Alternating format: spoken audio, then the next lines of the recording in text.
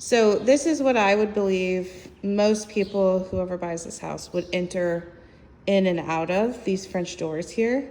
And you come outside and you've got a covered back patio, which is super sweet.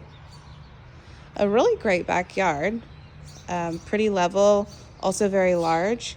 And then your workshop over here, these green bubbles are a septic. So when you flush your toilet, take a shower, wash your clothes, wash your dishes, all of that usually ties into city sewage. Here out in the country, you have your own private sewage system called a septic. You might already be aware of all of these things, but just on the off chance that you're not. This is your driveway and then your carport. And I mean, I guess it's possible that you could get 2 cars in here. I kind of like boss status parked in the middle, but it is kind of tight. Here's another thing that may or may not be problematic for you. So literally in your backyard is all of this like power plant stuff. Some people don't mind this.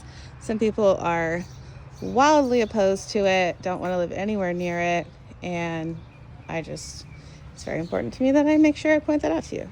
So let's go back inside. I will do the kitchen. Kitchen's older. I mean, everything in the house is older, so I don't need to beat a dead horse with that, but just like a little kitchen with Formica countertops. There's some chips, old cabinets that have been painted. I believe originally these were probably like an espresso wood color. Windows have been updated, so that's nice. Oven seems to be updated just, from original build. And then the fluorescent lighting above. And then this is your pantry, which in my opinion is a really nice big pantry. You can see cracks here. So settlement cracks in Texas are very common.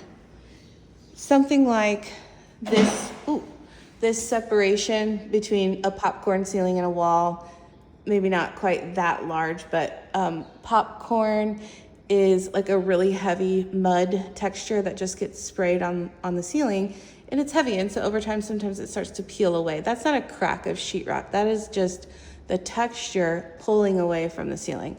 And that's very normal with soil movement here. These little hairline cracks around the corner, very, very common.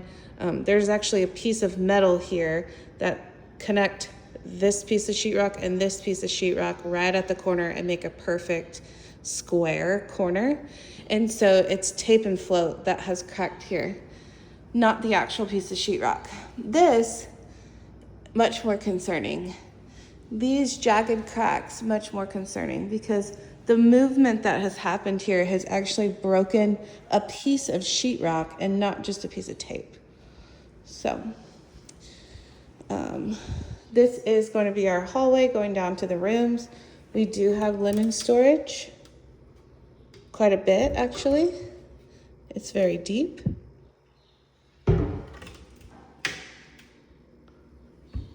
We have an AC closet.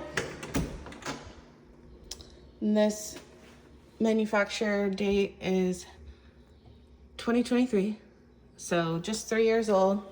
It's a relatively new system. It's very clean in here. The lines are insulated. Those are all good things. We have a second linen storage. These are your 2 additional rooms.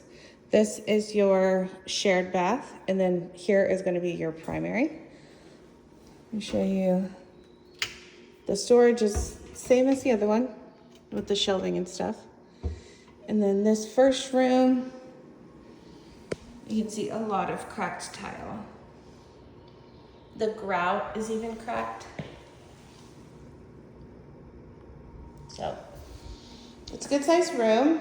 Let's see, these are 12 by 12 squares. So 1, 2, 3, 4, 5, 6, 7, 8, 9, 10, 11 feet this way.